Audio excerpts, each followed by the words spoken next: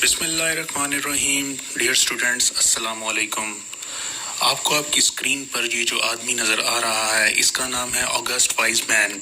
یہ ایک German biologist ہے جس نے 1890 میں ریپروڈکشن اور وراثت میں میوسس کی اہمیت بیان کی.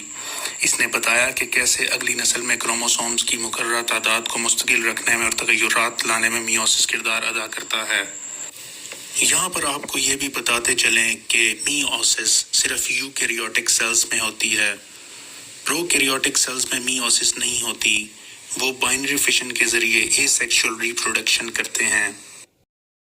اگلی نسل میں کروموسومز کی تعداد مستقل رکھنے میں میوسس کا بہت اہم کردار ہے. سیکشول ریپروڈکشن کے لیے میوسس لازمی ہے. انسان میں ڈپلوئڈ گیمیٹ مدر سیلز یعنی جرم لائن سیلز میوسس کے ذریعے ہیپلوئڈز گیمیٹس بناتے ہیں. جیسا کہ ہمیں پتہ ہے کہ انسان کے سومیٹک سیلز یعنی باڈی کے عام سیلوں میں 46 کروموسومز ہوتے ہیں، لیکن جب ان کے اندر میوسس ہوتی ہے اور ایک سیل سے 4 سیلز وجود میں آتے ہیں تو کروموسوم کی تعداد ہر سیل میں 23 رہ جاتی ہے. یعنی سپرم 23 کروموسوم رکھتا ہے. اس طرح سے فیمیل کا ایگ بھی 23 کروموسوم رکھتا ہے. اور جب فرٹیلائزیشن میں دونوں گیمیٹس آپس میں ملتے ہیں تو زائگوٹ بنتا ہے اور دوبارہ سے کروموسومز کی تعداد 46 ہو جاتی ہے، یعنی اتنی ہی جتنی کہ پہلے مدر سیلز میں موجود تھی. اور پھر یہ ڈپلوئڈ ایک نئے انسان میں نمو پاتا ہے. پودوں کے لائف سائیکل میں نسلوں کا تبادلہ یعنی آلٹرنیشن آف جنریشن ہوتا ہے. ڈپلوئڈ سپوروفائٹ جنریشن کے سیلز میوسس کرتے ہیں اور ہیپلوئڈ سپورز بناتے ہیں جو گروتھ کے بعد ہیپلوئڈ گیمیٹوفائٹ جنریشن بناتے ہیں. یہ جنریشن مائٹوسس سے ہیپلوئڈز گیمیٹس بنا دیتی ہے. گیمیٹس کے ملنے سے ڈپلوئڈ زائگوٹ بنتے ہیں جو مائٹوسس کے ذریعے نئے ڈپلوئڈز سپوروفائٹس میں نمو پا جاتے ہیں. میوسس کا ایک فائدہ اگلی نسل میں تغیرات پیدا کرنا ہے، یعنی جینیٹک ویریشن. جینیٹک ویریشن کو سمجھنے کے لیے سب سے پہلے ہمیں جین کا پتہ ہونا ضروری ہے. جین بنیادی طور پر کروموسوم کے وہ حصے ہیں جو ڈی این اے سے مل کر بنتے ہیں، جیسا کہ آپ کو اس ڈائیگرام میں دکھایا جا رہا ہے.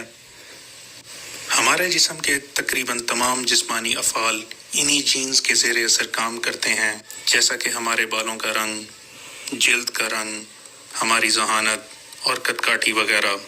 میوسس کے دوران ہر پیرنٹ کے کروموسومز کے جوڑے کراسنگ اوور سے گزرتے ہیں، جیسا کہ آپ پہلی ویڈیوز میں دیکھ چکے ہیں. اس لیے ڈاٹر سیل یعنی گیمیٹس میں وراثتی تبدیلیاں تغیرات آتی ہیں. جب گیمیٹس مل کر زائگوٹ بناتے ہیں تو اس کا جینیٹک میک اپ دونوں والدین سے مختلف ہوتا ہے. اس طرح میوسس سپیشیز کو اگلی نسلوں میں وراثتی تغیرات پیدا کرنے کا موقع فراہم کرتی ہے. بہتر تغیرات سپیشیز کو ماحول میں تبدیلیوں سے مطابقت پیدا کرنے میں مدد دیتے ہیں. میوسس میں ہونے والی کچھ غلطیوں کا ذکر کر لیتے ہیں. اینافیز 1 کے دوران کروموسومز الگ الگ ہو جاتے ہیں اور مخالف قطبین کی طرف جاتے ہیں، جبکہ اینافیز 2 کے دوران سسٹر کرومیٹڈز الگ الگ ہوتے ہیں. اس عمل کو ڈس جنکشن کہتے ہیں. بعض اوقات یہ علیحدگی نارمل نہیں ہو پاتی اور اسے نان ڈس جنکشن کہا جاتا ہے. اس کا نتیجہ یہ نکلتا ہے کہ ایسے گیمیٹس بن جاتے ہیں جن میں کروموسومز کی تعداد نارمل سے زیادہ یا کم ہو جاتی ہے. اگر ایسا ایب نارمل گیمیٹ دوسرے نارمل گیمیٹ سے ملتا ہے تو نئی نسل میں کروموسومز کی تعداد ایب نارمل ہوتی ہے. مثال کے طور پر انسان میں 47 یا 45 کروموسومز ہو جاتے ہیں جو مختلف سنڈروم کا باعث بنتے ہیں. ایپوپٹوسس ان اعمال میں سے ایک ہے جن میں سیل کی موت ایک پروگرام کے مطابق ہوتی ہے. ایپوپٹوسس کے دوران سیل سکڑتا ہے اور انزائم کی مدد سے سائٹوسکیلٹن ٹوٹنے کی وجہ سے گول ہو جاتا ہے. اس کا کرومیٹن سکڑ جاتا ہے اور نیوکلیئر انویلپ ٹوٹ جاتا ہے.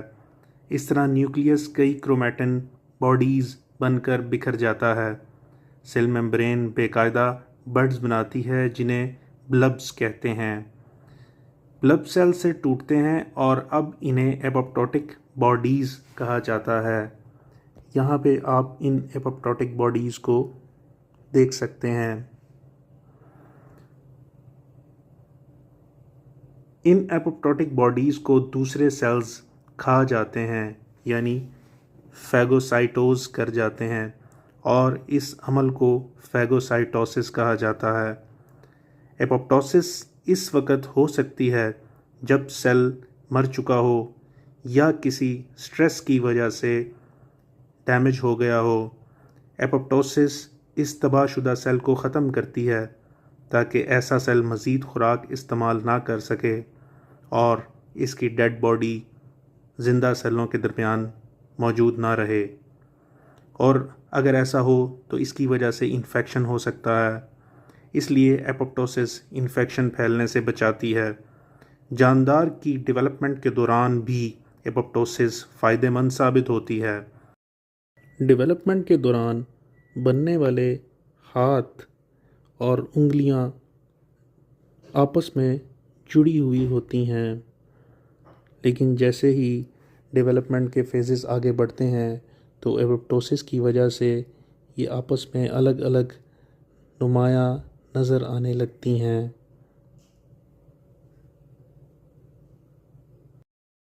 نیکروسس سیلز اور زندہ ٹشو کی حادثاتی موت کو کہتے ہیں۔ یہ عمل ایپوپٹوسس کی نسبت اتنا باقاعدہ نہیں ہوتا۔ نیکروسس کی کئی وجوہات ہیں، مثلاً زخم، انفیکشن، کینسر وغیرہ۔ نیکروسس اس وقت ہوتا ہے جب کسی سیل کو آکسیجن کی کمی والا یعنی ہائپوکسک ماحول دیا جاتا ہے۔ نیکروسس کے دوران سیل کے لائسوسوم سے خاص انزائم نکلتے ہیں۔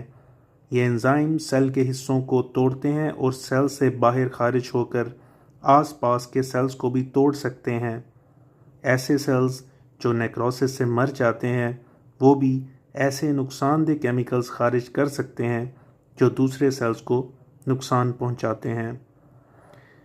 اگر آپ کو یہ ویڈیو اچھی لگی تو اس کو لائک کریں، چینل کو سبسکرائب کریں اور اپنے دوستوں کے ساتھ شیئر کریں۔